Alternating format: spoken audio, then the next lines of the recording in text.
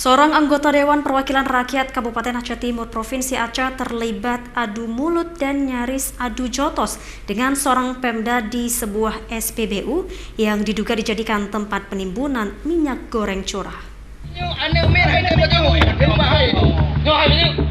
Peristiwa yang sempat mengundang perhatian warga ini terjadi di Jalan Banda Aceh Medan, tepatnya di SPBU Tanjung Minje, Kecamatan Madat, Kabupaten Aceh Timur.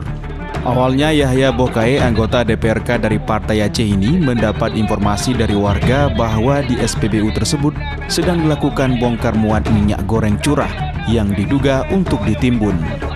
Yahya kemudian mendatangi lokasi untuk memastikan informasi warga. Namun saat tiba di lokasi, Yahya dihadang oleh seorang pemuda yang diduga kuat sebagai pengawas bongkar muat. Di lokasi, Yahya mendapati puluhan drum yang diduga digunakan tempat penampungan minyak goreng. Satu di antaranya masih berisi minyak goreng.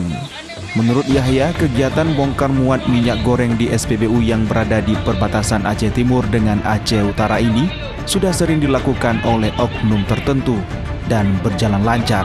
Saya kan ingin pastikan informasi dari masyarakat benar atau tidak. Ternyata setelah saya sudah sampai di lapangan, saya mengecek kebenaran. Salah satu dari masyarakat sekitar yang mengakui dirinya sebagai Pemda setempat, dan ada pembongkaran minyak goreng sekitar 54 drum. Tapi yang tinggal hanya 2 drum. Penyalurannya disalurkan kemana? Saya pun tidak lanjutkan pertanyaan. Yang ada sedikit cekcok di lapangan karena salah persepsi mereka kepada saya. Saya kan bukan eksekutor, saya legislator, cuma mengecek keberadaan informasi yang disampaikan oleh masyarakat. Di lokasi yang sama dalam gudang yang berbeda di belakang SPBU, Yahya juga menemukan puluhan karung pupuk subsidi. Pupuk ini berasal dari Kabupaten Aceh Utara yang diangkut menggunakan becak motor. Kuat dugaan penyimpanan pupuk ini menyalahi aturan yang berlaku.